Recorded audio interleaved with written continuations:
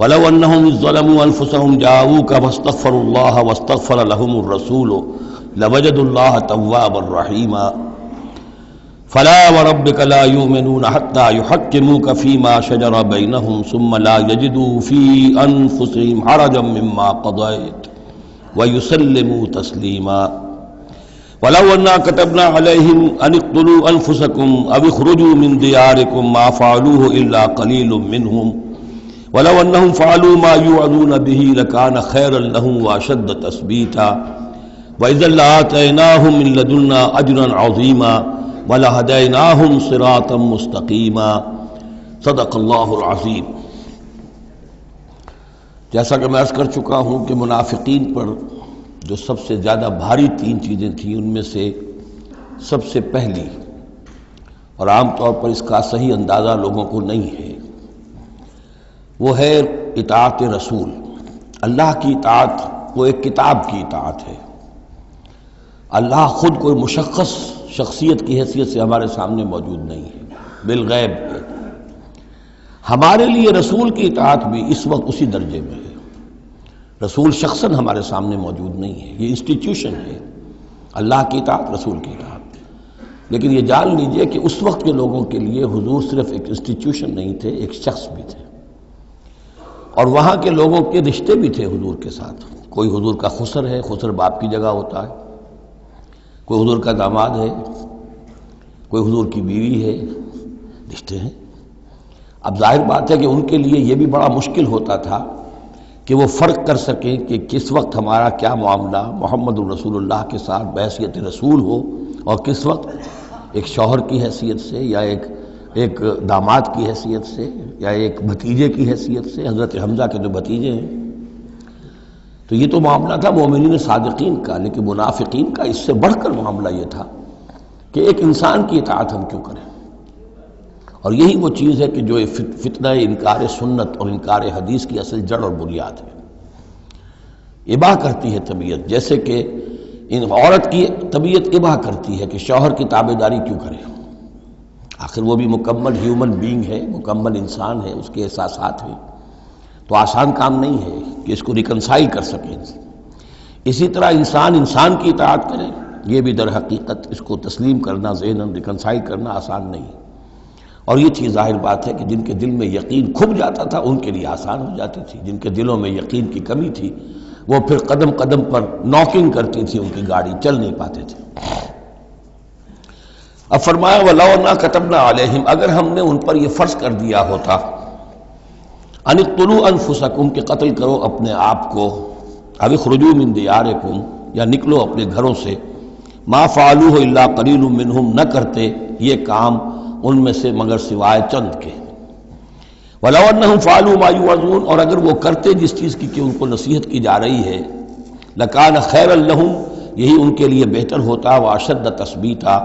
اور ان کی ثبات ایمان اور ثبات قلب اسی کے اندر ہوتی ہے۔ وَإِذًا لَآتَيْنَاهُم مِّن لَّدُنَّا أَجْرًا عَظِيمًا، اور اس صورت میں ہم انہیں اپنے پاس سے بہت بڑا اجر دیتے۔ وَلَهَدَيْنَاهُمْ صِرَاطًا مُسْتَقِيمًا، اور انہیں ہدایت فرما دیتے سیدھی راہ کی طرف۔ اس میں اکثر حضرات نے تو اس کو جو الفاظ ہیں ظاہری انہی پر محمول کیا ہے، اور اس میں بھی کوئی قباحت نہیں ہے، اللہ ہمارا خالق ہے، اگر اللہ حکم دے کہ اپنے آپ کو قتل کرو، خودکشی کرو، تو ہمیں کرنی ہوگی۔ اگر اللہ ہمیں حکم دے اپنے گھروں سے نکل جاؤ تو نکلنا ہوگا۔ تو اس میں ایک اشارہ یہ ہو سکتا ہے کہ جیسے جو تاریخ بنی اسرائیل میں ہم دیکھ آئے ہیں، وہاں یہ تھا کہ جن لوگوں نے بچڑے کی پرستش کی تھی ان کو جو مرتد ہونے کی سزا دی گئی تھی، اس کے لیے الفاظ یہی آئے تھے ان اقتلوا انفسکم، قتل کرو اپنے آپ کو۔ مراد یہ ہے کہ تم اپنے اپنے قبیلے کے ان لوگوں کو قتل کرو جنہوں نے اس گناہ کبیرہ کا ارتکاب کیا ہے۔ تو شاید چونکہ منافقین کا معاملہ چل رہا ہے، اور منافقین کے ساتھ اکثر و بیشتر ایسا ہوتا تھا کہ ان کے خاندان والے، رشتہ دار، ان کے گھرانے والے ان کے ساتھ شامل ہو جاتے تھے حمایت کے اندر، تو یہاں بتایا جا رہا ہے کہ بجائے اس کے کہ ان کی حمایت کرو، ہونا تو چاہیے اس کے بالکل برعکس، اور وہ یہ کہ تم اپنے اندر سے خود دیکھو کون ہیں کہ جو منافق ہیں، کہ جو اصل میں آستین کے سانپ ہیں۔ اگر اللہ تعالیٰ نے تمہیں حکم نہیں دیا ہے، اگر اللہ تعالیٰ یہ حکم بھی دے سکتا تھا کہ ہر قبیلہ، ہر گھرانہ اپنے ہاں کے منافقین کو خود قتل کرے، یہ تو حضرت عمر رضی اللہ تعالیٰ عنہ نے اپنی اس ایمان کی غیرت کے اندر، غیرت ایمانی کے اندر قتل کیا، اور اس پر انہیں غصہ آیا، اس لیے کہ بہرحال وہ ان کے اپنے خاندان کے لوگ تو نہیں تھے، لیکن یہ کہ اللہ تعالیٰ اگر یہ حکم دیتا تو یہ بھی تمہیں کرنا چاہیے تھا، لیکن یہ کہ اللہ کے علم میں ہے کہ تم میں سے بہت کم لوگ ہوتے کہ جو اس حکم کی تعمیل کر سکتے، اور اگر کر گزرتے ما یوعظون بہ لکان خیرا لہم واشد تثبیتا واذا لآتیناہم من لدنا اجرا عظیما ولہدیناہم صراطا مستقیما۔ اب اس کے بعد یہ اطاعت رسول کے موضوع پر جو عظیم ترین آیت ہے قرآن کی وہ آ رہی ہے، وَمَن يُطِعِ اللَّهَ وَالرَّسُولَ، اور جو کوئی اطاعت کرے گا اللہ کی اور رسول کی صلی اللہ علیہ وسلم، فَأُولَٰئِكَ مَعَ الَّذِينَ أَنْعَمَ اللَّهُ عَلَيْهِمْ، تو یہ وہ لوگ ہوں گے جنہیں معیت حاصل ہوگی ان کی جن پر اللہ کا انعام ہوا، اور وہ کون ہیں؟ من النبیین والصدیقین والشہداء والصالحین، یعنی انبیاء کرام اور صدیقین اعظام اور شہداء کرام اور صالحین، وحسن اولئک رفیقا، اور یہ لوگ تو بہت ہی اچھے ہیں رفاقت کے لیے، یعنی اللہ اور اس کے رسول کی اطاعت کرنے والوں کا پھر شمار ان لوگوں کے زمرے میں ہوگا، وہ جو سورہ فاتحہ کے ضمن میں ہم نے دیکھا تھا کہ اہدنا الصراط المستقیم صراط الذین انعمت علیہم، وہ کون لوگ ہیں انعمت علیہم، اس کی تفسیر ہے یہ، فاولئک مع الذین انعم اللہ علیہم من النبیین والصدیقین والشہداء والصالحین، ایک بیس لائن ہے، صالح مسلمان، نیک نیت مسلمان، دل میں خلوص کے ساتھ ایمان ہے، صالح ہے، حکم پر عمل کر رہا ہے، محرمات سے بچا ہوا ہے۔ اب اوپر اٹھے گا تو ایک اونچا درجہ ہے شہداء کا، اس سے بھی اونچا درجہ ہے صدیقین کا، اس سے بھی اونچا درجہ ہے انبیاء کا۔ اب انبیاء کا درجہ تو رک جائے گا، اس لیے کہ وہ تو ایک وہبی چیز ہے، کسبی چیز نہیں تھی، لیکن یہ دو درجے تو ابھی موجود ہیں کہ انسان اپنی ہمت سے جتنی محنت کرے، جتنی کوشش کرے، وہ شہادت اور صدیقیت کے مراتب تک فائز ہو سکتا ہے۔ یہ مضمون پوری وضاحت کے ساتھ آئے گا سورہ حدید میں انشاءاللہ۔ ذالک الفضل من اللہ وکفی باللہ علیما، اور یہ اللہ تعالیٰ کا بڑا فضل ہے جن لوگوں کو آخرت میں ان کی معیت حاصل ہو جائے۔ وتوفنا مع الابرار، اے اللہ ہمیں موت دیجو اپنے ابرار بندوں کے ساتھ۔ تو واقعہ یہ ہے ذالک الفضل من اللہ وکفی باللہ علیما، یہ تو اللہ کا بہت بڑا فضل ہے، اور اللہ کافی ہے ہر شے کے جاننے کے لیے، یعنی کون کس استعداد کا حامل ہے، کون کس قدر و منزلت کا حامل ہے، اللہ خوب جانتا ہے۔ اب آ رہی دوسری چیز، قتال فی سبیل اللہ، جو بڑا سخت امتحان تھا مادی اعتبار سے۔ اطاعت رسول جو ہے وہ زیادہ تر ایک نفسیاتی ایک مرحلہ تھا، نفسیاتی الجھن تھی، لیکن یہ تو ظاہر بات ہے کہ خالص محسوس شے، مادی شے، جان کا خطرہ، مال کا خطرہ۔ یا ایھا الذین آمنوا خذوا حذرکم، اے اہل ایمان اپنے تحفظ کا سامان لے لیا، اپنے ہتھیار لے لیا کرو۔ فانفروا ثبات او فانفروا ثبات او انفروا جميعا، اس کے بعد خواہ تم ٹکڑیوں کی شکل میں نکلو اور خواہ فوج کی شکل میں، یعنی دو طرح کے معاملات ہوتے تھے۔ کبھی حضور صلی اللہ علیہ وسلم چھوٹے چھوٹے آپ گروپ بھیجتے تھے، جیسے کہ غزوہ بدر سے پہلے 8، کبھی یہ کہ پوری فوج لے کر جیسے غزوہ بدر میں آپ گئے، غزوہ احد میں آئے، تو ان میں سے جو شکل بھی ہو نکلو اللہ کی راہ میں۔ وَإِنَّ مِنْكُمْ لَمَن لَيُبَطِّئَنَّ، تم میں سے کچھ لوگ ایسے ہیں جو دیر لگا دیتے ہیں، تاخیر کرتے ہیں، حکم ہو گیا ہے نکلنا ہے، فلاں وقت ہے، کوچ ہوگا، اب وہ اس میں ڈھیل برت رہے ہیں، ابھی تیاری ہو رہی ہے، اور پھر بہانہ بنا دیں گے کہ بس ہم تیاری کر ہی رہے تھے، اب نکلنے ہی والے تھے، اور وہ منتظر رہتے ہیں کہ کوئی فیصلہ ہو چکے، تو اس وقت پھر ہم کہیں گے کہ ہم تو نکلنے والے تھے کہ یہ فیصلہ ہمیں پہنچ گیا کہ جنگ کا تو فیصلہ ہی ہو گیا۔ فَإِنْ أَصَابَتْكُمْ مُصِيبَةٌ، پھر اگر تمہیں کوئی مصیبت پیش آ جائے، اب بہرحال مسلمانوں کو جنگ میں نکلے ہیں تو کوئی تکلیف پیش آ جائے، کوئی نقصان ہو، کوئی وقتی طور پر ہزیمت ہو جائے، قال، تو وہ کہے گا قد انعم اللہ علی اذ لم اکن معہم شہیدا، میں تو اللہ نے بڑا انعام کیا، بڑا کرم کیا، جو میں نہیں گیا، میں رہ گیا، میری فلاں جو ضرورت تھی وہ میرے لیے رحمت بن گئی، وہ میرا جو اونٹ گم ہوا تھا اس وقت کہیں وہ اگر میرے پاس موجود ہوتا تو میں بھی وہاں پر خراب ہوتا، یہ تو مجھ پر تو اللہ کا بڑا کرم ہوا ہے کہ میں اس جنگ میں، اس مارکے میں جانے سے بچ گیا۔ وَلَئِنْ أَصَابَكُمْ فَضْلٌ، اور اگر تمہیں کوئی فضل پہنچ جائے اللہ کی طرف سے، فتح ہو جائے اور تم یعنی کامرانی کے ساتھ واپس آؤ اور تم مال غنیمت لے کر آؤ، من اللہ، اللہ کی طرف سے فضل مل جائے، لَيَقُولَنَّ، اس وقت پھر وہ حسرت کے ساتھ کہے گا کہ لم تکن بینکم و بینہ مودۃ، بالکل ایسے جیسے تمہارے اور اس کے درمیان کوئی دوستی اور بروت اور مودت ہے ہی نہیں، یا لیتنی کنت معہم فافوز فوزا عظیما، ہائے کاش کہ میں بھی ان کے ساتھ گیا ہوتا تو یہ بڑی کامیابی مجھے بھی حاصل ہو جاتی۔ یہ ان کا کردار ہے جس کا کہ نقشہ کھینچ دیا گیا۔ فلیقاتل فی سبیل اللہ الذین یشرون الحیاۃ الدنیا بالآخرہ،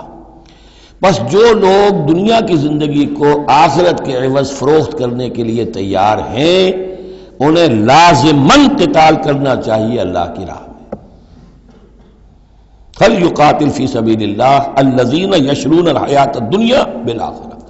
جنہوں نے تو یہ طے کر لیا کہ ہم نے آخرت قبول کی، دنیا ہم دیتے ہیں۔ اب ان کے لیے تو پھر کوئی اس میں ہچکچاہٹ نہیں ہونی چاہیے، اگر انہوں نے واقعی یہ سودا اللہ سے کیا ہے تو پھر یہ کہ انہیں تو اللہ کی راہ میں جنگ کے لیے نکلنا چاہیے۔ وَمَن يُقَاتِلْ فِي سَبِيلِ اللَّهِ، اور جو کوئی بھی اللہ کی راہ میں قتال کرے گا، فَيُقْتَلْ أَوْ يَغْلِبْ، اب دو ہی امکانات ہیں، وہ قتل ہو جائے یا غالب ہو جائے، فتح مند ہو کر واپس آئے یا وہیں شہید ہو جائے، فَسَوْفَ نُؤْتِيهِ أَجْرًا عَظِيمًا، دونوں حالتوں میں ہم انہیں بہت بڑا اجر عطا فرمائیں گے۔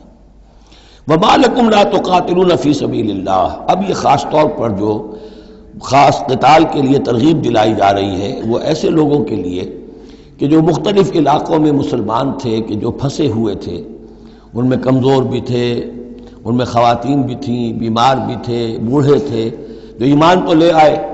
لیکن یہ کہ وہ ہجرت کے قابل نہیں تھے، تو وہ اپنے اپنے علاقوں میں ہیں، اپنے اپنے قبائل میں ہیں، وہاں ان کے اوپر ظلم ہو رہا ہے، انہیں ستایا جا رہا ہے، انہیں مارا جا رہا ہے، پرسیکیوٹ کیا جا رہا ہے، تو خاص طور پر ان کی نصرت کے لیے نکلنا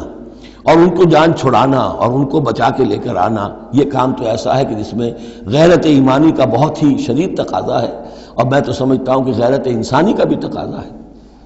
وَمَا لَكُمْ لَا تُقَاتِلُونَ فِي سَبِيلِ اللَّهِ، اور تمہیں کیا ہو گیا، کیوں قتال نہیں کرتے اللہ کی راہ میں، وَالْمُسْتَضْعَفِينَ، اور ان کمزور لوگوں کے لیے جو مغلوب بنا دیے گئے ہیں، من الرجال، مردوں میں سے، والنساء، اور عورتوں میں سے، والولدان، اور بچوں میں سے، الذین یقولون، جو یہ کہہ رہے ہیں، دعائیں کر رہے ہیں، ربنا اخرجنا من هذه القرية الظالم اهلها، اے ہمارے پروردگار ہمیں نکال اس بستی سے جس کے رہنے والے لوگ ظالم ہیں، واجعل لنا من لدنك وليا، اور ہمیں اپنی بات سے کوئی ہمارا ولی، حمایتی، مددگار بنا دے، واجعل لنا من لدنك نصيرا، اور ہمارے لیے خاص اپنے فضل سے کوئی مددگار بھیج دے۔ اب ان کی جو یہ آہ و بکا ہے وہ بھی تمہیں آمادہ نہیں کر رہی کہ ان پر ظلم ہو رہا ہے، ان پر ستم ڈھائے جا رہے ہیں، اور تم جو ہے اپنے گھروں سے نکلنے کے لیے تیار نہیں ہو۔ ویسے یہ آیت آج کل بعض لوگ جو ہیں جو اس مختلف قسم کے ہمارے سیاسی قسم کے جہاد چل رہے ہیں، جن پر جہاد فی سبیل اللہ کا لیبل لگا دیتی ہیں بعض جماعتیں، اور اس آیت کو کوٹ کرتی ہیں، تو وہ بالکل یوں سمجھیے کہ وہ آؤٹ آف کانٹیکسٹ ہے۔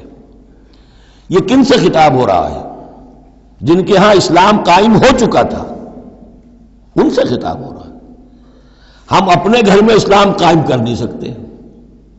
یہاں پر کوئی جد و جہد نہیں کہ اسلام آ جائے، ہمارے ہاں کفر کا نظام چل رہا ہے، تو ہم تو مخاطب ہی نہیں اس کے۔ مخاطب اہل ایمان ہیں، اور اہل ایمان کا فرض کیا ہے؟ پہلے اپنے گھر کو درست کرو، پہلے اپنے ملک کے اندر اسلام قائم کرو، جہاد کرنا یا کرو، جانے ذریعے یاد ہو، طاغوت نہیں ہے یہاں پر حکمران، طاغوت کی حکومت ہے،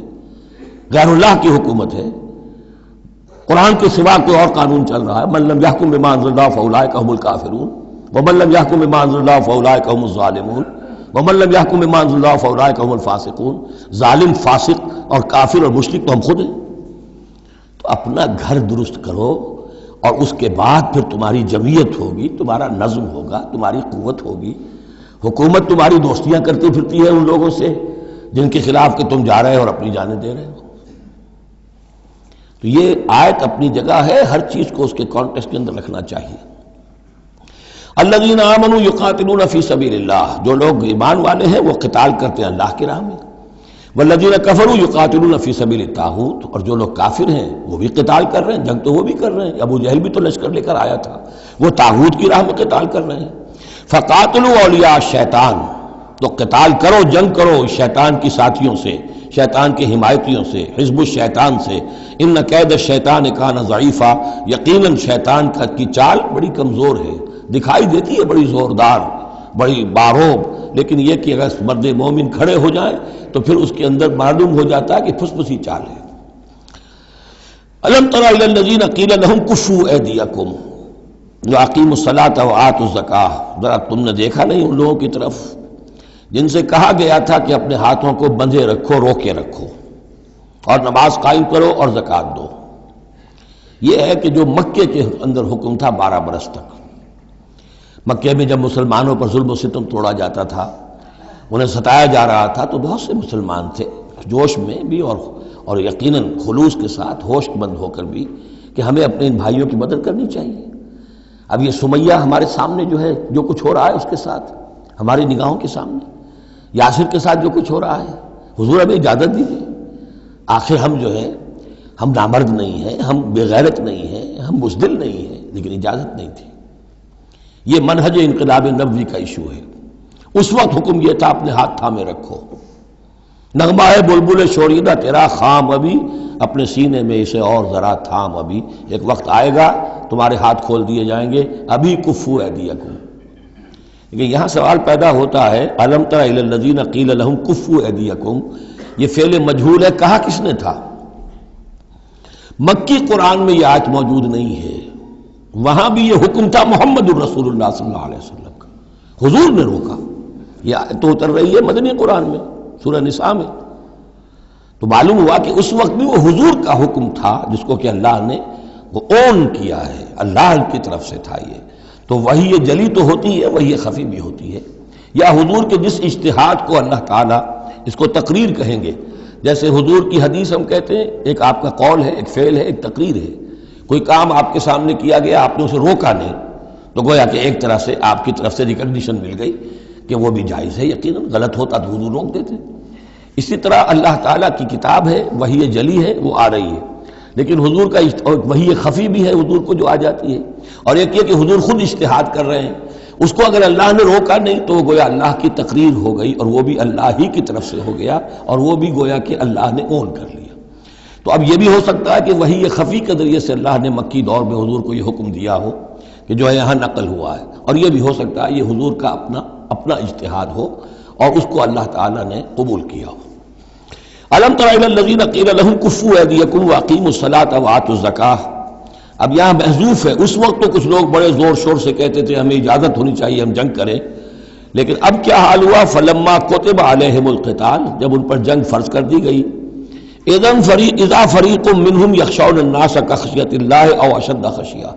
تو اب یہ دیکھنے میں آ رہا ہے کہ ان میں سے کچھ لوگ انسانوں سے اس طرح ڈر رہے ہیں جیسے اللہ سے ڈرنا چاہیے، بلکہ اس سے بھی زیادہ ڈر رہے ہیں۔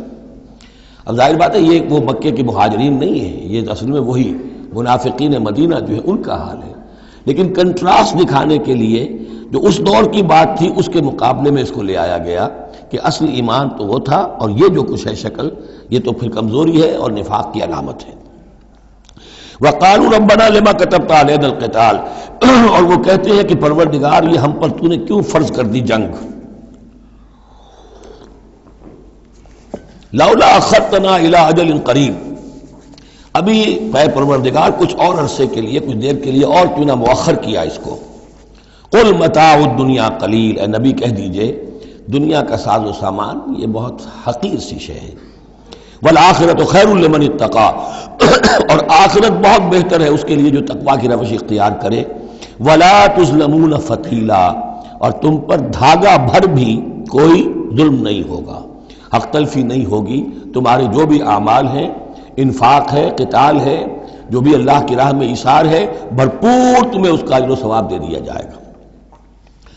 اینما تکونوا یدرککم الموت، اب ظاہر بات ہے کہ قتال سے جی چرانے میں اصل سبب کیا تھا؟ موت کا خوف، اب اس کو کھولا جا رہا ہے جو ان کے دل کے اندر ہے۔ اینما تکونوا یدرککم الموت، جہاں کہیں بھی ہوگے موت تو تمہیں آ لے گی، پا لے گی۔ وَلَوْ كُنْتُمْ فِي بُرُوجٍ مُشَيَّدَةٍ، خواہ تم بڑے مضبوط فورٹیفائڈ قلعوں کے اندر اپنے آپ کو جا کر محصور کر لو، بروج قلعے کے لیے آتا تھا، مشیدہ بہت مضبوط۔ وَإِن تُصِبْهُمْ حَسَنَةٌ يَقُولُوا هَٰذِهِ مِنْ عِندِ اللَّهِ، ان منافقین کا ایک اور طرز عمل دیکھیے، اگر مسلمانوں کو کوئی اچھی شے مل گئی، کوئی فتح ہو گئی، کوئی اور خیر آ گیا، حضور کی تدبیر کے اچھے نتائج نکل آئے، تو اسے حضور کی طرف منسوب نہیں کرتے تھے. کیا کہتے تھے؟ ان تصیبہم حسنۃ یقولوا ھذہ من عند اللہ، بڑا اللہ کا فضل ہوا، بڑا اللہ کا کرم ہوا، اللہ نے کیا ہے. وَإِن تُصِبْهُمْ سَيِّئَةٌ، اگر کوئی تکلیف آ گئی، کوئی مصیبت آ گئی، یقولوا ھذہ من عندک، اے محمد آپ کی وجہ سے ہوا ہے، یا آپ نے یہ غلط اقدام کیا، آپ نے یہ فیصلہ کر لیا کہ کھلے میدان میں جا کے جنگ کریں گے، ہم نے تو مشورہ دیا تھا آپ کو، آپ کی بھی رائے یہی تھی کہ مدینے کے اندر محصور ہو کر جنگ کریں. خیر آ گئی تو اللہ کی طرف سے، اور اگر تکلیف آ گئی تو اے محمد آپ کی طرف سے. قل کل من عند اللہ، کہہ دیجئے یہ سب چیزیں، خیر ہو، شر ہو، تکلیف ہو،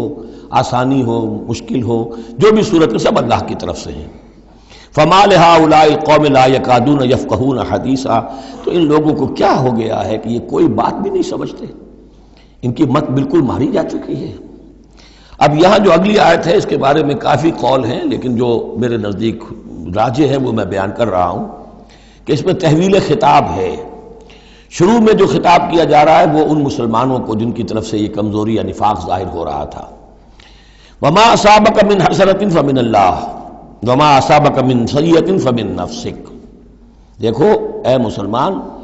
جو بھی کوئی خیر تمہیں ملتا ہے تمہیں یہی کہنا چاہیے اللہ کی طرف سے، اگرچہ خیر بھی اللہ کی طرف سے اور شر بھی اللہ کی طرف سے. یہ تو جو ہمارے ایمان کا ہے وہ ایمان مفصل، والقدر خیرہ وشرہ من اللہ تعالی والبعث بعد الموت، ہمارا ایمان اس پر ہے. لیکن طریقہ کیا ہے انسان کے لیے، ادب کیا ہے، صحیح کیا ہے؟ وہ یہ ہے کہ خیر ملے اللہ کا فضل ہے، اور اگر کوئی خرابی ہوئی ہے میری کسی غلطی سے ہوئی ہے، مجھ سے کوئی کوتاہی ہوئی ہے، مجھے اللہ تعالیٰ نے کوئی تعدیب فرمانی چاہیے. وَأَرْسَلْنَاكَ لِلنَّاسِ رَسُولًا، اور اے نبی ہم نے آپ کو تو لوگوں کے لیے رسول بنا کر بھیجا ہے. ایک یہ قول ہے کہ اس میں تحویل خطاب ہے، ایک یہ کہ درمیانی ٹکڑے میں بھی خطاب تو حضور سے ہی ہے لیکن استجاب کے انداز میں. اچھا تو جو انہیں خیر مل جائے تمہیں وہ تو ہے اللہ کی طرف سے، اور جو کوئی برائی آ جائے تو اے نبی آپ کی طرف سے ہے. کیا بات یہ کہہ رہے ہیں جبکہ اللہ نے آپ کو تو رسول بنا کر بھیجا ہے. تو یہ دو تعبیریں ہیں اس کی. میرے نزدیک پہلی تعبیر راجح ہے. وَكَفَى بِاللَّهِ شَهِيدًا، اور اللہ تعالیٰ کافی ہے گواہ کے طور پر یا مددگار کے طور پر. مَن يُطِعِ الرَّسُولَ فَقَدْ أَطَاعَ اللَّهَ، جو کوئی اطاعت کرتا ہے رسول کی، جس نے اطاعت کی رسول کی اس نے اطاعت کی اللہ کی. یہ ٹکڑا بہت اہم ہے، اس لیے کہ اس کے ساتھ ہی آپ حدیث اپنے دماغ میں ٹانک لیجئے اپنے ذہن میں، اس لیے کہ یہ جو کام تھا سارا کا سارا ایک جماعتی زندگی کے تحت ہو رہا تھا، اور اس میں رسول جو ہے صلی اللہ علیہ وسلم وہ جنگ میں ہے تو کمانڈر ان چیف ہے، لیکن کمانڈر ان چیف کے ساتھ دوسرے چھوٹے کمانڈرز بھی تو ہوتے ہیں، میمنہ پر، میسرہ پر، قلب پر، عقب پر، ہراول دستے پر کون ہے. لہذا چین ہے یہ اطاعت کی، سم اطاعت کی، کہ حضور نے فرمایا من اطاعنی فقد اطاع اللہ، وہ تو یہی بات آ گئی. من یطع الرسول فقد اطاع اللہ، من اطاعنی فقد اطاع اللہ ومن عصانی فقد عصى اللہ. جس نے میری اطاعت کی اللہ کی اطاعت کی، جس نے میری نافرمانی کی اللہ کی نافرمانی کی. ومن اطاع امیری فقد اطاعنی، جس نے میرے مقرر کردہ امیر کی اطاعت کی اس نے میری اطاعت کی. ومن عصى امیری فقد عصانی،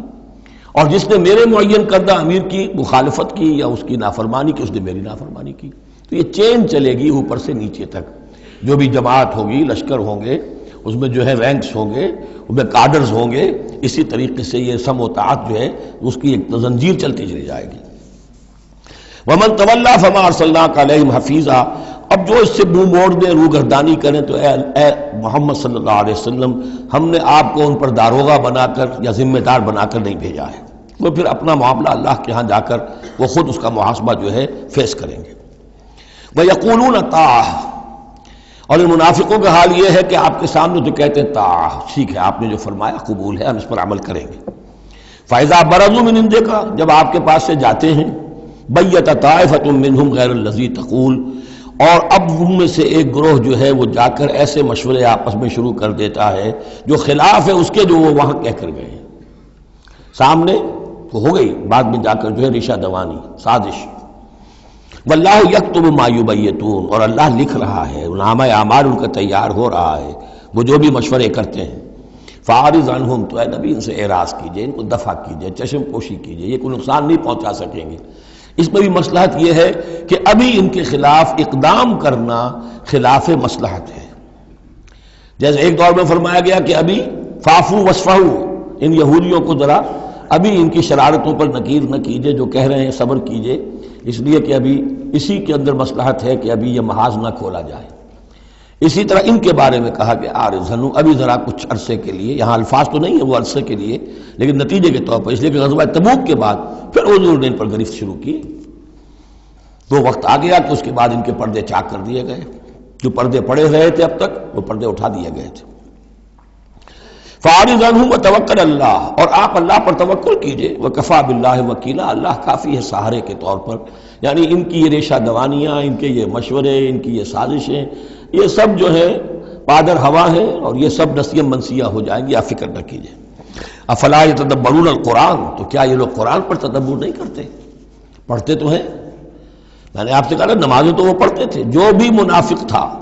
اسے اس وقت نماز تو پڑھنی پڑتی تھی، ورنہ تو مسلمان نہ مانا جاتا۔ آج تو مسلمان مانے جانے کے لیے نماز ضروری نہیں ہے، اس وقت تو ضروری تھی، بلکہ عبداللہ ابن ابی تو پہلی صف میں ہوتا تھا، اور جمعے کے روز تو خاص طور پر حضور کے خطبے سے پہلے کھڑا ہو جاتا تھا اور اعلان کرتا تھا، لوگوں توجہ سے سنو، یہ اللہ کے رسول ہیں، اپنی چودراہٹ کے اظہار کے لیے کہ میں یہاں کا چودھری ہوں۔ تو وہ نمازیں تو پڑھتے تھے، قرآن سنتے تھے، لیکن افلا یتدبرون القرآن، قرآن پر تدبر نہیں کرتے۔ یہ قرآن ان کے سروں پر سے گزر رہا ہے، یا ان کے ایک کان سے داخل ہو کر دوسرے کان سے نکل رہا ہے۔ وَلَوْ كَانَ مِنْ عِنْدِ غَيْرِ اللَّهِ، اگر یہ اللہ کے سوا کسی اور کے پاس سے آیا ہوتا، لَوَجَدُوا فِيهِ اخْتِلَافًا كَثِيرًا، تو اس میں بہت سے تضادات وہ پاتے۔ اس پر غور کرو گے، یہ بڑا مربوط کلام ہے، اس کا پورا فلسفہ جو ہے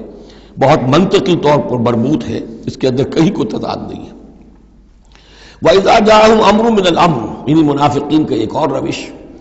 جب ان کے پاس کوئی خبر پہنچتی ہے کسی بات کی، من الامن او الخوف، امن کے بارے میں یا خوف کے بارے میں، کہیں سے خبر آ گئی کہ فلاں قبیلہ چڑھائی کرنے کی تیاری کر رہا ہے، حملہ کرے گا، اذاعوا بہ، تو وہ اس کو پھیلا دیتے ہیں، نشر کر دیتے ہیں، عام کر دیتے ہیں، تاکہ لوگوں میں خوف اور ہراس پیدا ہو جائے۔ یہ اسی سے اذاع کا لفظ آج کل بنا ہوا ہے، ریڈیو کو، نشر کو، براڈ کاسٹنگ کے لیے یہ لفظ ہے عربی کا، جدید عربی کا، اذاعۃ الجمہوریۃ المتحدۃ العربیہ، یہ جو ریڈیو ہے، this radio of United Arab republic, یہ میں سنا کرتا تھا کبھی، شیخ عبد الباسط عبد الصمد کی قرات ہوا کرتی تھی مصر سے، تو وہ اذاعۃ الجمہوریۃ المتحدۃ العرب، تو یہ جو ہے وہ اذاع اب نشر کرنے کے لیے، اذاعوا بہ، وہ اس کو نشر کر دیتے ہیں۔ وَلَوْ رَدُّوهُ إِلَى الرَّسُولِ، اگر وہ اس کو لوٹاتے رسول کی جانب کہ حضور یہ خبر آئی ہے، اس طرح کی اطلاع آئی ہے، وَإِلَىٰ أُولِي الْأَمْرِ مِنْهُمْ، یا جو اور اولو الامر ہے، بہرحال اوس کے سردار ہیں، سعد ابن عبادہ ہیں، ان تک بات پہنچا دیں، اس خزرج کے سردار، یا اوس کے سردار ہیں سعد ابن معاذ، ان تک پہنچا دیں۔ اگر یہ کرتے لَعَلِمَهُ الَّذِينَ يَسْتَنبِطُونَهُ مِنْهُمْ، تو یہ بات ان لوگوں کے علم میں آتی جو اس کا استنباط کر سکتے، نتیجہ نکال سکتے، کتنی بات صحیح ہے، اس کا نتیجہ کیا نکل رہا ہے، ہمیں کیا قدم اٹھانا چاہیے۔ اور جب انہوں نے وہ خبر ایسے ہی جو ہے پھیلا دی، تو اس کا نتیجہ کیا ہوگا کہ لوگوں میں ایک سراسیمگی پیدا ہو گئی، ایک فکر پیدا ہو گیا، جسے آپ کہتے ہیں دنیا میں ہو جاتا ہے، سنسنی سی پیدا ہو جاتی ہے۔ وَلَوْلَا فَضْلُ اللَّهِ عَلَيْكُمْ وَرَحْمَتُهُ، اور اگر اللہ کا فضل اور اس کی رحمت تمہارے شان میں حال نہ ہوتی، لَاتَّبَعْتُمُ الشَّيْطَانَ إِلَّا قَلِيلًا، تو تم سب کے سب شیطان ہی کی پیروی کرتے سوائے چند کے۔ فَقَاتِلْ فِي سَبِيلِ اللَّهِ، قتال کے ضمن میں غالباً میرے نزدیک قرآن مجید کی سخت ترین آیت یہ ہے، لیکن اس میں سختی لفظی نہیں ہے، معنوی ہے۔ فَقَاتِلْ فِي سَبِيلِ اللَّهِ، تو اے نبی آپ تو جنگ کریں اللہ کی راہ میں، لا تکلف الا نفسک، آپ پر کوئی ذمہ داری نہیں ہے سوائے اپنی ذات کے۔ وحرض المؤمنین، اہل ایمان کو جتنا بھی آپ اکسا سکے اکسا، اختیار تو نہیں، یعنی اگر کوئی اور نہیں نکلتا اکیلے نکلیے، جیسے کہ حضرت ابوبکر نے کہا بھی تھا، جب کہا گیا کہ مانعین زکوٰۃ کے معاملے میں نرمی کیجیے، کوئی نہیں میرا ساتھ دے گا، میں اکیلا جاؤں گا، یہ عظیمت۔ تو اے نبی آپ کو تو یہ کام کرنا، آپ کا تو فرض منصب ہی ہے، آپ کو ہم نے بھیجا اس لیے، هو الذی ارسل رسولہ بالہدی ودین الحق لیظہرہ علی الدین کلہ، آپ کو تو کرنا ہے. فقاتل فی سبیل اللہ لا تکلف الا نفسک، کوئی اور نہیں جا رہا ہے تو آپ پر ذمہ داری نہیں ہے. حرض المومنین، یہ حرض ضاد کے ساتھ ہے، ایک حرص ہے صاد کے ساتھ، ہارا صاد، حرص طمع، کسی چیز کی لالچ. تحریص کے معنی ہو گئے کسی میں کسی شے کی ترغیب پیدا کرنا، لالچ پیدا کرنا، پرسویشن. حرض، یہ ضاد جو آیا ہے یہ ہے جیسے اکسانا، لوگوں کے جذبات کو جوش میں لانا، ایمان کے اندر ان کے جوش پیدا کرنا، یہ ہوگا. یہ حرض، حرص سے یہ ضاد ایک نقطے سے بڑا فرق واقع ہوا ہے. وحرض المومنین عسى الله ان يكف باس الذين كفروا، ہو سکتا ہے یا امید ہے کہ اللہ تعالیٰ جلد ہی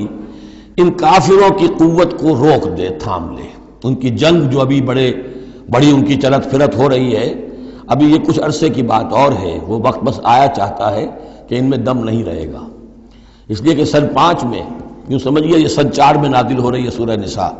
سن 5 میں سورہ احزاب ہے، اور غزوہ احزاب کے بعد کہہ دیا تھا محمد رسول اللہ صلی اللہ علیہ وسلم نے کہ یہ آخری بار تھی کہ قریش ہم پر ہمراہ آور ہوئے. لن یغزوکم قریش بعد عامہم ھذا ولکنکم تغزونہم، اے مسلمانوں بس قریش کی بس ہو گئی ہے،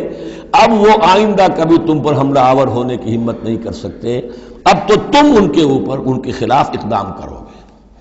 اس لیے 6 سال میں اگلے سال آپ نے سفر کیا عمرے کا، ٹریٹی ہو گئی، انا فتحنا لک فتحا مبینا، صلح حدیبیہ، اور اس کے بعد 7ویں سال میں اللہ تعالیٰ نے فتح خیبر عطا فرما دی، اور 8ویں سال میں مکہ فتح ہو گیا. وہ ایک کے بعد دوسری جو تالے ہیں وہ کھلتے چلے گئے. اور اسی وقت وہ پھر سورہ صف نازل ہو گئی تھی کہ اب وَأُخْرَىٰ تُحِبُّونَهَا نَصْرٌ مِّنَ اللَّهِ وَفَتْحٌ قَرِيبٌ، یہ بھی غزوہ احزاب کے فوراً بعد نازل ہوئی کہ اے نبی بشر المومنین، اہل ایمان کو بشارت دے دیجئے کہ وہ سخت دور گزر گیا، اب اللہ کی طرف سے نصرت اور فتح تمہارے قدم چوما چاہتی ہے. عسى الله ان يكف باس الذين كفروا، امید ہے کہ اللہ تعالیٰ ان کافروں کی قوت کو تھام لے گا، ان کی جنگ کو روک دے گا. واللہ اشد باسا واشد تنکیلا، اور یقیناً اللہ تعالیٰ بہت سخت ہے جنگ میں بھی، قوت میں بھی، اور سزا دینے میں بھی، اور سختی اور عقوبت میں بھی. اس کے بعد پھر تمدنی چیزیں کچھ آ رہی ہیں، یہ اب پھر مسلمانوں سے خطاب آ رہا ہے. یہ منافقین سے 2 باتیں آ چکی، ایک اطاعت رسول جو ان پر شاق گزرتی تھی، اور ایک قتال فی سبیل اللہ جو ان کے لیے بہت بڑا امتحان بن جاتا تھا. من یشفع شفاعۃ حسنۃ یکن لہ نصیب منہا، انسانی معاشرے کے اندر سفارش کرنا کسی کے لیے یہ بھی ایک اس کا لازمی سا حصہ ہوتا ہے. کوئی شخص ہے، اس کی کوئی احتیاج ہے، آپ جانتے ہیں کہ نیک آدمی ہے، صحیح آدمی ہے، بیروپیہ نہیں ہے، دوسرے شخص کو جانتے ہیں کہ وہ اس کی مدد کر سکتا ہے، آپ جا کر اس کے لیے کہیں کہ اس کی مدد کی جائے، میں اس کو جانتا ہوں، یہ کوئی پروفیشنل بیگر نہیں ہے. یا اسی طرح کا معاملہ، کوئی مقدمے کا مسئلہ ہے، آپ کے علم میں کچھ حقائق ایسے ہیں کہ جو فائل کے اوپر جو پولیس نے جو بھی کر رکھی ہے کارروائی، وہ دھوکہ دینے والے ہیں، ڈیسیونگ ہے، تو آپ جاتے ہیں کسی کے پاس اور کہتے ہیں کہ یہ بات یوں ہے، تو یہ کوئی بری بات نہیں ہے. اچھائی کے لیے،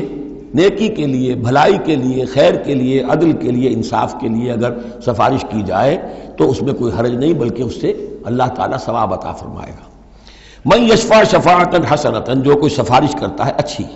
یکن لہ نصیب منہا، اسے اس میں سے بھی حصہ ملے گا، اس کی نیکی، اس کے اجر و ثواب میں سے اسے حصہ ملے گا. ومن یشفع شفاعۃ سیئۃ یکن لہ کفل منہا، اور کسی نے بری سفارش کی، غلط سفارش کی، جھوٹی کی، حقائق کو توڑا مروڑا، تو پھر اس کے جرم کے اندر جو جس کے لیے وہ سب کچھ کر رہا ہے وہ بھی شریک ہو گیا، اس کا برابر کا حصہ دار ہو گیا.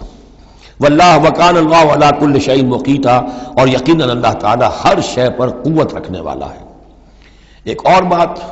معاشرے کے اندر گریٹنگز کا معاملہ ہوتا ہے، جب ملیں تو آپس میں کس طریقے سے کوئی سلام کریں، یا کیا گڈ مارننگ کہیں، کیا کہیں، صباح الخیر اور مساء الخیر کہیں، کیا کہیں. اس کا بھی اللہ تعالیٰ نے بتایا کہ اس کا قاعدہ کیا ہے. وَإِذَا حُيِّيتُم بِتَحِيَّةٍ فَحَيُّوا بِأَحْسَنَ مِنْهَا أَوْ رُدُّوهَا، جب تمہیں کوئی دعا دی جائے، اصل میں عربوں کے ہاں چونکہ یہ روایت تھا حیاک اللہ حیاک اللہ حیاک اللہ، اللہ جو ہمارے ہاں سرائے کے علاقے میں حیاتی ہوئے، تمہاری عمر بڑھے، اللہ تعالیٰ عمر زیادہ کرے، تو یہ وہ انداز ان کا تھا کہ حیاک اللہ. تو اسی سے جو بھی گریٹنگز ہیں ان کے لیے لفظ تحیہ بن گیا ہے. اذا حییتم بتحیۃ، جب تمہیں کوئی دعا دی جائے تو پھر تم بھی دعا دو باحسن منہا، اس سے بہتر۔ السلام علیکم کے جواب میں السلام علیکم ورحمۃ اللہ اضافہ کر کے دیجئے، لوٹائیے۔ اور ردوہا، کم سے کم اتنی تو کرو کہ برابر جو ہے وہ بات اس کو لوٹا دو۔ ان اللہ کان علی کل شیء حسیبا، یقیناً اللہ تعالیٰ ہر چیز کا حساب کرنے والا ہے۔ یہ چھوٹی چھوٹی چیزیں بھی جو ہیں ان کی بھی اہمیت ہے، آداب ہے، انسانی زندگی کے اندر اور معاشرتی زندگی میں حسن پیدا ہوتا ہے، اس سے آپس کی محبت پیدا ہوتی ہے۔ اللہ لا الہ الا ہو، اللہ وہ ہے کہ جس کے سوا کوئی معبود نہیں۔ لَيَجْمَعَنَّكُمْ إِلَىٰ يَوْمِ الْقِيَامَةِ لَا رَيْبَ فِيهِ، وہ لازماً جمع کرے گا تمہیں قیامت کے دن، جس میں کوئی شک نہیں۔ وَمَنْ أَصْدَقُ مِنَ اللَّهِ حَدِيثًا، اور اللہ سے بڑھ کر اپنی بات میں سچا کون ہوگا۔ اب یہ منافقین سے پھر اگلی بات شروع ہو رہی ہے، اور یہ ہے تیسری بات، ہجرت۔ وہ لوگ کہ جو قدرت رکھنے کے باوجود، مقدرت رکھنے کے باوجود ہجرت نہیں کر رہے تھے۔ یعنی ایک تو وہ ہے جو بیمار ہیں، بوڑھے ہیں،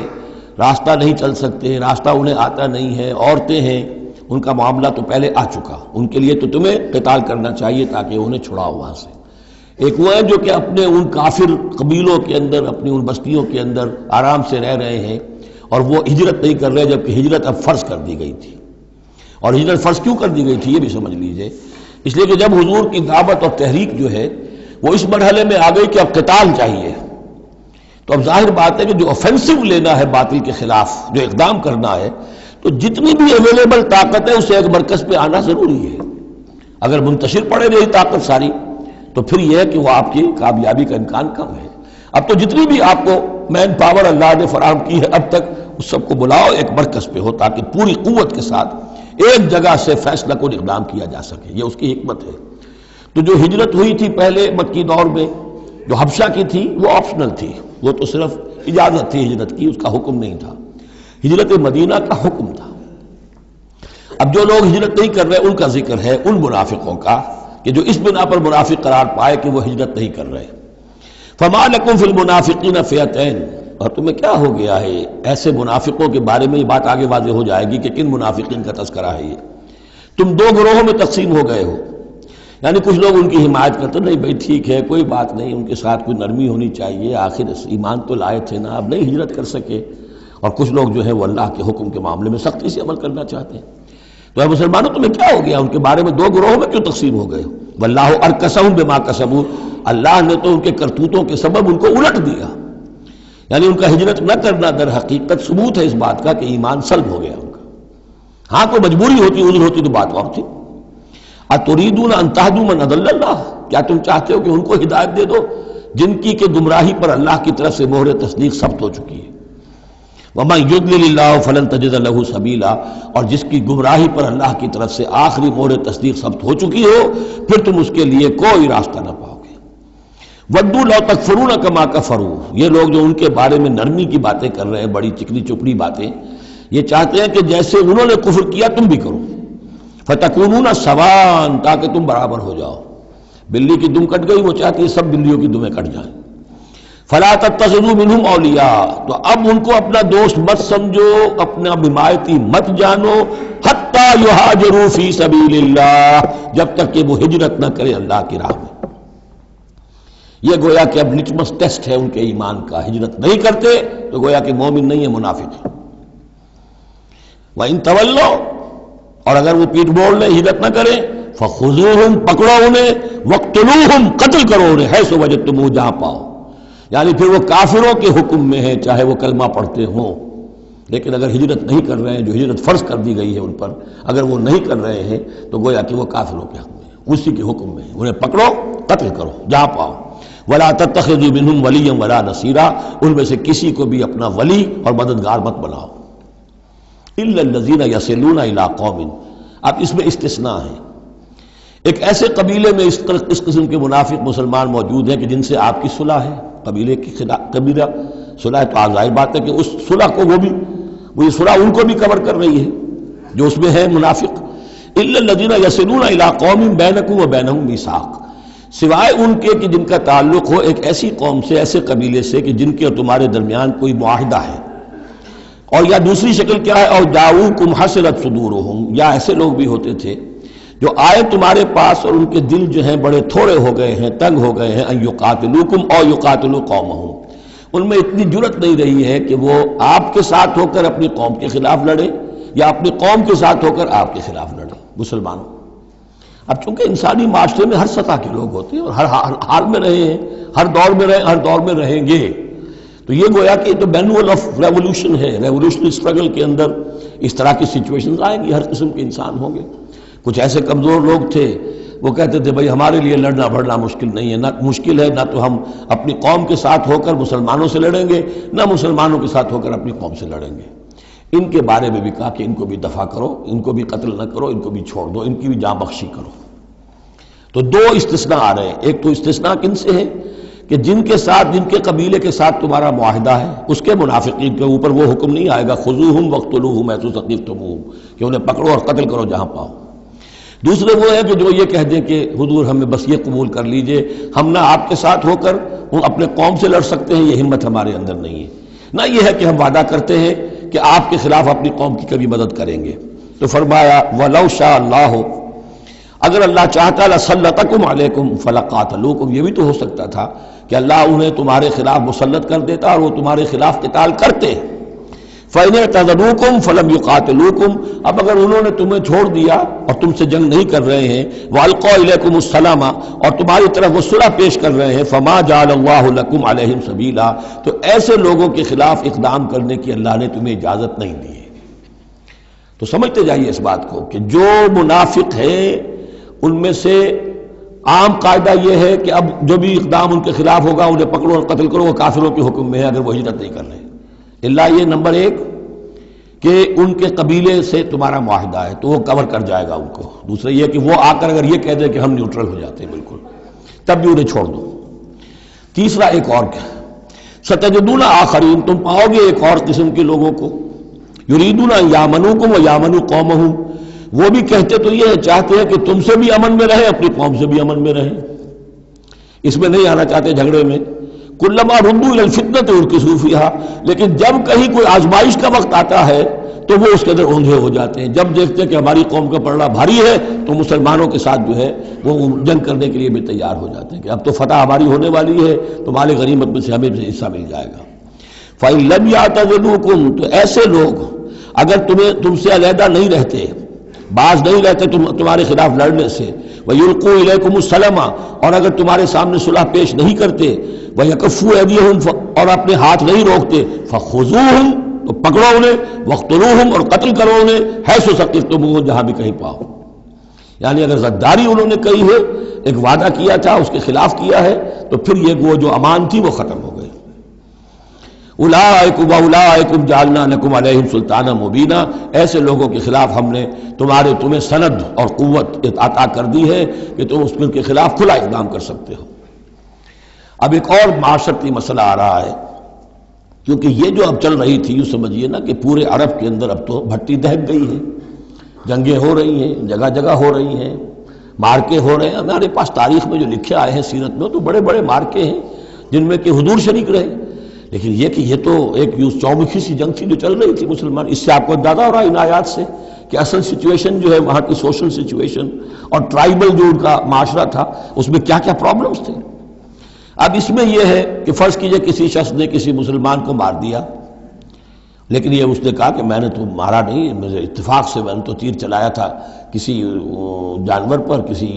ہرن پر لگ گیا، اس کو ہو سکتا ہے، یہ ممکن ہے۔ تو اب کسی مسلمان کا مسلمان کو قتل کرنا دو طرح کا ہے، قتل خطا اور قتل عمد، اس کا کیا حکم ہے؟ ما کان للمؤمن ان یقتل مؤمنا الا خطا، کسی مومن کے لیے یہ روا نہیں ہے کہ مومن کو قتل کرے مگر خطا کے طور پر، نشانہ چوک گیا، کسی کو جان لگا، اب گاڑی ہے، ایکسیڈنٹ ہو گیا، آپ چلا رہے تھے، کوئی اس کے نیچے آ گیا، مر گیا، آپ تو اسے مارنا نہیں چاہتے تھے۔ چنانچہ سعودی عرب میں یہ بھی اسی بد کے تحت یہ فیصلے ہوتے ہیں اس کے ایکسیڈنٹس کے، اس قانون قتل خطا کے تحت۔ وہ قانون کیا ہے؟ ومن قتل مومنا خطا، اور جو شخص کسی مومن کو قتل کر دے قتل خطا غلطی سے، فتحریر رقبۃ مومنۃ، تو ایک مسلمان غلام کی گردن کا آزاد کرانا، وَدِيَةٌ مُسَلَّمَةٌ إِلَىٰ أَهْلِهِ، اور دیت خون بہا اس مقتول کا اس کے گھر والوں کو ادا کرنا لازم ہے، الا ان يصدقوا، الا یہ کہ وہ معاف کر دیں، خون بہا دینا ہوگا۔ یعنی قتل خطا کے بدلے میں آپ قتل نہیں کریں گے۔ قتل عمد کی جزا میں قتل ہے، لیکن یہ کہ قتل خطا میں قتل نہیں ہوگا۔ قتل کی جگہ کیا ہوگا؟ ایک تو خون بہا، اور نمبر دو یہ کہ یہ جو گناہ ہو گیا تم سے سرزد، اس کے لیے گناہ کے اثر کو ختم کرنے کے لیے اللہ نے ایک حق اپنا رکھ دیا کہ ایک غلام کو آزاد کرو۔ فَإِن كَانَ مِن قَوْمٍ عَدُوٍّ لَكُمْ، اور اگر وہ مسلمان تھا ایک ایسے قبیلے سے کہ جو تمہارا دشمن قبیلہ ہے، تھا مسلمان اور تمہارے ہاتھوں مارا گیا ہے غلطی سے، وَهُوَ مُؤْمِنٌ، تھا وہ خود مومن، فَتَحْرِيرُ رَقَبَةٍ مُؤْمِنَةٍ، تو پھر صرف ایک مسلمان آزاد کا ایک گردن چھڑا دینا کافی ہوگا، کیونکہ کافر قبیلے کا آدمی تھا، اب اس کو اگر دیت دی جائے گی تو کافر کو پہنچ گئی، وہ تو اس کے گھر والے کافر ہیں، دیت یہاں معاف ہو گئی، لیکن یہ ہے کہ اس کو جو ایک غلام کو آزاد کرنا جو اللہ کا حق تھا وہ برقرار رہے گا۔ وَإِن كَانَ مِن قَوْمٍ بَيْنَكُمْ وَبَيْنَهُم مِيثَاقٌ، اور اگر وہ ہو ایسے قوم سے، ایسے قبیلے سے کہ تمہارے اور اس کے درمیان، اس کے قبیلے کے درمیان معاہدہ ہے، فَدِيَةٌ مُسَلَّمَةٌ، تو پھر وہی حکم آ جائے گا کہ دیت بھی دینی پڑے گی، حوالے کرنی ہوگی، اِلَىٰ أَهْلِهِ، اس کے گھر والوں کی طرف، اس کے وارثوں کو، وَتَحْرِيرُ رَقَبَةٍ مُؤْمِنَةٍ، اور ایک مومن کی گردن، ایک مومن جو ہے کہ جو مومن غلام ہو اس کا آزاد کرنا بھی ہوگا۔ فَمَن لَّمْ يَجِدْ، تو جو یہ نہ پائے، یعنی یہ جو اب دو حق ہو گئے، ایک ہے دیت، وہ تو مقتول کے جو ورثہ ہے ان کا ہے، اس میں تو معافی نہیں ہو سکتی، البتہ اللہ نے جو رکھا ہوا ہے کہ ایک مومن غلام کو آزاد کیا جائے، اگر کسی کے اندر اتنی مقدرت نہیں ہے تو اللہ نے نرمی کر دی اپنے حق میں، فَمَن لَّمْ يَجِدْ فَصِيَامُ شَهْرَيْنِ مُتَتَابِعَيْنِ، جس کے پاس اتنا پیسہ نہیں ہے کہ کوئی مسلمان غلام کو خریدے اور آزاد کرے تو وہ 2 مہینے کے پے بپے متواتر روزے رکھے، توبۃ من اللہ، یہ اللہ کی طرف سے اس کے جرم کا کفارہ بن جائے گا، اس کے توبہ کے قبول کا ذریعہ بن جائے گا، وکان اللہ علیما حکیما، اور یقیناً اللہ تو علیم اور حکیم ہے۔ اب آ رہا قتل عمد، ومن یقتل مؤمنا متعمدا، اور جو کوئی قتل کرے گا کسی مومن کو جان بوجھ کر قتل عمد، فجزاؤہ جہنم خالدا فیہا، اس کا بدلہ تو جہنم ہے جس میں وہ ہمیشہ ہمیشہ رہے گا، وغضب اللہ علیہ، اور اللہ تعالیٰ کا غضب اس پر ہوگا، ولعنہ، اور اللہ نے اس پر لعنت فرمائی، وعد لہ عذاب عظیما، اور اس کے لیے بہت بڑا عذاب تیار کیا ہے۔ شروع میں آیا تھا کہ 2 چیزیں ہیں، حرمت جان، حرمت مال، معاشرے کی بنیاد اس پر قائم ہے، لہذا یہ کہ ایک مسلمان کا قتل کر دینا بھی اللہ کے ہاں کتنا بڑا ہے۔ آگے چل کر سورہ مائدہ میں اس سے بھی آگے آ گیا، فَكَأَنَّمَا قَتَلَ النَّاسَ جَمِيعًا، کسی ایک انسان کو ناحق قتل کر دینا بھی ایسے ہے جیسے کہ پوری نوع انسانی کو قتل کر دیا، اس لیے کہ تمدن کی جڑ کاٹ دی۔ اور اس سے اندازہ کیجئے ہمارے ہاں کتنا کچھ ایمان و اسلام ہے، یہ جان انسانی جو ہے کتنی سستی ہو چکی ہے، اور قتل عمد جس طریقے سے ہو رہا ہے، مچھر کی جان اور انسان کی جان ایک جیسی ہے۔ یا ایھا الذین آمنوا اذا ضربتم فی سبیل اللہ فتبینوا ولا تقولوا لمن القی الیکم السلام لست مؤمنا۔ اب اس آیت کو بھی آپ سمجھیں گے اسی پس منظر میں کہ یہ چومکھی جنگ چل رہی ہے، ہر جگہ ہو رہا ہے معاملہ، تو اب اس میں فرض کیجئے کہ کہیں کوئی مقابلہ ہوا، آپ نے سمجھا کہ یہ کافر آ رہا ہے، جب آپ اس کے قریب آئے، اسے مارنے لگے، قتل کرنے لگے، اس نے کلمہ پڑھ دیا میں تو مسلمان ہوں، اب کیا کریں گے؟ اس کا حکم دیا جا رہا ہے، یا ایھا الذین آمنوا اذا ضربتم فی سبیل اللہ، اہل ایمان جب تم اللہ کی راہ میں نکلو، فتبینوا، تو تحقیق کر لیا کرو، وَأَتَقُولُوا لِمَنْ أَلْقَىٰ إِلَيْكُمُ السَّلَامَ، اور جو شخص بھی تمہارے سامنے اسلام پیش کرے یا سلام پیش کرے، اس کو یہ مت کہو کہ لست مومنا، کہ تم مومن نہیں ہو، تمہیں کیا معلوم؟ ایمان کا تعلق دل سے ہے، دنیا کا سارا معاملہ اس کے اسلام پر ہوگا۔ اگر وہ کلمہ شہادت پڑھ رہا ہے اور اپنے اسلام کا اظہار کر رہا ہے، یو ہیو ٹو ٹیک ہم آن ہز ورڈز۔ تو یہ معاملہ ہو گیا تھا حضرت اسامہ کے ساتھ۔ حضرت اسامہ کا ایک جنگ میں ایک کافر سے دو بدو مقابلہ ہوا، جب وہ کافر بالکل زیر ہو گیا کہ اب اس کو معلوم ہوا کہ میرے لیے بچت کا کوئی راستہ نہیں ہے، انہیں کلمہ پڑھ دیا، اشہد ان لا الہ الا اللہ واشہد ان محمد رسول اللہ۔ حضرت اسامہ نے وہی سمجھا جو کوئی بھی شخص سمجھتا کہ اس نے جان بچانے کے لیے ہیلا کیا ہے، بہانہ کیا ہے، اپنی تلوار نہیں روکی قتل کر دیا، لیکن دل میں خلش رہی۔ پھر آپ کے خود انہوں نے کہا یا حضور تک اطلاع پہنچی تو حضور ناراض ہوئے۔ اے اسامہ کیا کرو گے اس دن، کیا جواب دو گے جب وہ کلمہ شہادت تمہارے خلاف مدعی ہو کر آئے گا کہ میرے ہوتے ہوئے تلوار چلی اس کی؟ جب انہوں نے کہا کہ وہ تو جان بچانے کے لیے اس نے کیا، ہم نے فرمایا حلا شقق بقلبہ، تو تو نے اس کا دل چیر کر کیوں نہیں دیکھ لیا کہ اس کے اندر ایمان ہے کہ نہیں ہے؟ اس قدر غصے کا اور غضب کا انداز، وہی بات کہی جا رہی ہے۔ یا ایھا الذین آمنوا اذا ضربتم فی سبیل اللہ فتبینوا ولا تقولوا لمن القی الیکم السلام لست مؤمنا تبتغون عرض الحیاۃ الدنیا۔ دیکھو تم دنیا کا سامان چاہتے ہو کہ اس کے پاس کوئی مال ہے، ہم اسے کافر قرار دیں، قتل کریں، مال غنیمت لے لیں گے۔ فعند اللہ مغانم کثیرہ، دل تھوڑا نہ کرو، اللہ کے ہاں بڑی غنیمتیں تمہارے لیے ہیں، تمہارے لیے بڑی بڑی مملکتوں کی غنیمتیں آنے والی ہیں، ان چھوٹی چھوٹی چیزوں کا اور اس کے اوپر اتنی حدود اللہ جو ہے اس سے آزادی نہ برتو۔ کذالک کنتم من قبل، دیکھو تم خود بھی تو پہلے ایسے ہی تھے، آخر ایک دور تم پر بھی تو گزرا ہے، تم سب بھی تو نو مسلم ہی ہو، ایک وقت میں تو تم میں سے ہر شخص کافر ہی تھا نا، مشرک تھا۔ کذالک کنتم من قبل، تو اتنی سمجھ لینا اللہ نے آپ کو توفیق دے دی، اللہ نے کلمہ شہادت آپ کو عطا کر دیا، رسول کی دعوت و تبلیغ سے جو ہے بہرہ مند ہونے کی توفیق دے دی، اللہ کا انعام مانو، لیکن یہ کہ اس طریقے سے لوگوں کے اس معاملے میں اتنی سخت روش اختیار نہ کرو۔ فمن اللہ علیکم، تو اللہ تعالیٰ نے تم پر بڑا احسان فرمایا ہے۔ فتبینوا، تو دیکھو تحقیق کر لیا کرو، ان اللہ کان بما تعملون خبیرا، اور جو کچھ تم کر رہے ہو اللہ اس سے باخبر ہے۔ لا يستوي القاعدون من المؤمنین غیر اولی الضرر والمجاہدون فی سبیل اللہ باموالہم وانفسہم۔ اس آیہ مبارکہ میں جہاد کا لفظ بمعنی قتال ہے،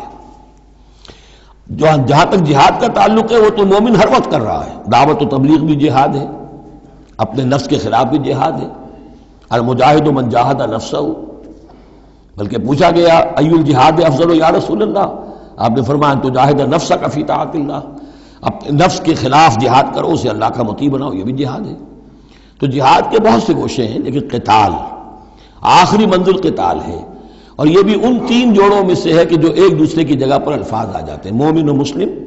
نبی اور رسول، جہاد اور قتال۔ لا یستوی القاعدون من المؤمنین، برابر نہیں ہے اہل ایمان میں سے بیٹھ رہنے والے، یعنی جو کہ قتال فی سبیل اللہ کے لیے نہیں نکلتے، غیر اولی الضرر، جبکہ ان کو کوئی عذر نہیں ہے۔ اگر کوئی اندھا ہے اور وہ نہیں نکل رہا، کوئی حرج نہیں، کوئی لنگڑا ہے چل نہیں سکتا ہے وہ نہیں نکلتا، کوئی حرج نہیں، یہ بعد میں آ جائے گا۔ لیکن جن کو کوئی ایسا عذر نہیں ہے پھر وہ بیٹھے رہیں، اور یہ بھی نوٹ کر لیجئے کہ نفیر عام پہلی مرتبہ ہوئی ہے صرف غزوہ تبوک میں سن 9 ہجری میں جا کر، اس سے پہلے پرسویشن تھی، نکلو اللہ کی راہ میں، نکلو اللہ کی راہ میں، نکلو اللہ کی راہ میں، لازم ہر ایک کے لیے نہیں تھا۔ قتال فی سبیل اللہ آپشنل تھا، لہذا اس کے اوپر کسی سے نکیر بھی نہیں ہوتی تھی، نہیں گیا کوئی، نہیں گیا ٹھیک ہے، لیکن پھر یہ کہ جو غزوہ تبوک میں نہیں گئے ان سے ایکسپلینیشن کال کی گئی، ان کو سزائیں بھی دی گئیں وغیرہ وغیرہ۔ تو اب چونکہ آپشنل تھا لہذا وہاں پر یہ تو نہیں کہا جا سکتا تھا کہ اب ان کو پکڑو اور ان کو سزا دو، لیکن یہ بتایا جا رہا ہے، اس لیے حرض المومنین کا لفظ آیا تھا کہ آپ پوری طرح اکسائیے، ان کو آمادہ کیجئے، لیکن ظاہر بات ہے کہ یہ اس میں ابھی آپشن ہے۔ لیکن برابر نہیں ہے وہ لوگ جو بیٹھ رہے ہیں اور جنہیں کوئی عذر نہیں، والمجاہدون فی سبیل اللہ باموالہم وانفسہم، اور وہ لوگ جو اللہ کی راہ میں جہاد کے لیے، قتال کے لیے نکلے ہیں اپنی جانوں اور مال کے ساتھ۔ فضل اللہ المجاہدین باموالہم وانفسہم علی القاعدین درجہ، اللہ نے فضیلت دی ہے مجاہدین کو جو اپنے مال اور جان سے جہاد کرنے والے ہیں، بیٹھ رہنے والوں پر ایک بہت بڑا درجہ، درجتاً یہ جو تنکیر آئی ہے برائے تفخیم ہے، بہت بڑا درجہ۔ وَكُلًّا وَعَدَ اللَّهُ الْحُسْنَىٰ، اور چونکہ یہ فرض نہیں، نفیر عام نہیں، لہذا فرمایا گیا سب کے لیے اللہ کی طرف سے اچھا وعدہ ہے۔ جو نہیں نکلا چونکہ ابھی وہ فرض ہے نہیں، لازم کیا نہیں گیا ہے، تو ان کے لیے بھی اللہ تعالیٰ کی طرف سے، اگر انہوں نے اتنی ہمت نہیں کی ہے، وہ کم تر مقام پر قانے ہو گئے تو ٹھیک ہے، لیکن اللہ تعالیٰ کی طرف سے ان کے اوپر کوئی گرفت نہیں ہوگی۔ وَكُلًّا وَعَدَ اللَّهُ الْحُسْنَىٰ وَفَضَّلَ اللَّهُ الْمُجَاهِدِينَ عَلَى الْقَاعِدِينَ أَجْرًا عَظِيمًا، لیکن فضیلت دی ہے اللہ تعالیٰ نے مجاہدین کو بیٹھ رہنے والوں پر اجر عظیم، درجات منہ ومغفرۃ ورحمہ، یہ درجات ہوں گے اللہ کی طرف سے اور اس کی طرف سے مغفرت اور رحمت. وکان اللہ غفور الرحیم، اور یقیناً اللہ تعالیٰ غفور الرحیم ہے. ان الذین توفاہم الملائکۃ ظالمی انفسہم. اب یہ آ گئے وہ لوگ کہ جو عذر کے بغیر وہ ہجرت نہیں کر رہے تھے، اپنے گھروں میں بیٹھے ہوئے اپنی قوم میں یا مکے میں. ان الذین توفاہم الملائکۃ ظالمی انفسہم، یقیناً وہ لوگ کہ جو وفات دیں گے انہیں فرشتے اس حال میں کہ وہ اپنی جانوں پر ظلم کر رہے تھے، یعنی ہجرت نہیں کی تھی انہوں نے، رسول کے حکم کی اطاعت نہیں کی تھی، آخر موت تو آنی ہے. تو جب فرشتے ان کی روح قبض کرتے ہیں، قالوا فیما کنتم، تو وہ ان سے کہتے ہیں یا کہیں گے یا آپ کس حال میں تھے؟ آپ نے ایمان کا دعویٰ کیا، محمد رسول اللہ نے ہجرت کا حکم دیا، کیا ہوا آپ کو؟ کیوں آپ نے ہجرت نہیں کی؟ قالوا كنا مستضعفین فی الارض، تو وہ کہیں گے ہمیں دبا لیا تھا لوگوں نے، ہم مجبور ہو گئے تھے، کیا کریں، ہم معذور تھے. قالوا الم تکن ارض اللہ واسعہ، وہ فرشتے کہیں گے کیا اللہ کی زمین واسع نہیں ہے، وسیع نہیں ہے، کھلی نہیں ہے، کشادہ نہیں ہے؟ فتہاجروا فیہا، کہ تم اس میں ہجرت کرتے. فاولئک مأواہم جہنم، تو یہ وہ لوگ ہیں جن کا ٹھکانہ جہنم ہے. وساءت مصیرا، اور وہ بہت بری جگہ ہے ٹھہرنے کی.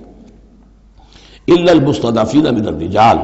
ہاں ایسے لوگ جو واقعتاً جن کو اب چینز پہنا دی گئی ہوں، زنجیروں میں جکڑ کر جن کو کہ گھروں میں رکھا گیا، ان کا معاملہ ہو رہا ہے کہ جنہیں دبا دیا گیا ہو. مستضعفین من الرجال والنساء، اور عورتیں، ان کے لیے تنہا سفر کرنا، ایسے بھی عورتیں تھیں جن تنہا ہجرت کی ہے لیکن ہر ایک کے لیے تو نہیں. والولدان، اور بچے، لا یستطیعون حیلۃ، کہ نہ ان کے پاس کوئی تدبیر ہے، ولا یہتدون سبیلا، نہ وہ راستہ جانتے ہیں. فاولئک عسى اللہ ان یعفو عنہم، تو یہ وہ لوگ ہیں کہ اللہ تعالیٰ ان کو معاف فرمائے گا. اگر عذر تھا، مجبوری تھی، نہیں جا سکتے تھے، بچے ہیں، عورتیں، ان کے لیے کہا گیا تھا کہ ان کے لیے قتال فی سبیل اللہ کرو، انہیں جا کے چھڑاؤ. لیکن جو لوگ بغیر عذر کے وہاں بیٹھے ہوئے ہیں وہ منافق ہیں کٹر، ان سے تمہارا کوئی تعلق نہیں جب تک کہ وہ ہجرت نہ کریں، بلکہ وہ قتال کے معاملے میں بالکل کفار کے برابر ہیں. الا المستضعفین من الرجال والنساء والولدان لا يستطيعون حیلة ولا يهتدون سبیلا فاولئک عسى الله ان يعفو عنهم وكان الله عفوا غفورا، اور اللہ تعالیٰ بخشنے والا اور معاف فرمانے والا ہے. ومن يهاجر في سبيل الله، اور جو کوئی ہجرت کرے گا اللہ کی راہ میں، یجد فی الارض مراغما کثیرا وسعا، وہ زمین میں پائے گا کشادگی بہت بڑی اور وسعت. ان ارضی واسعۃ فإیایا فاعبدون، سورہ عنکبوت میں آپ پڑھیں گے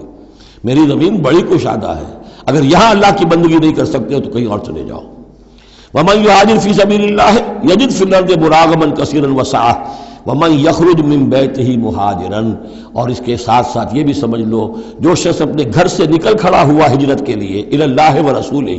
اللہ اور اس کے رسول کی طرف، دولت کے لیے نہیں. یہ حدیث نبوی جو ہے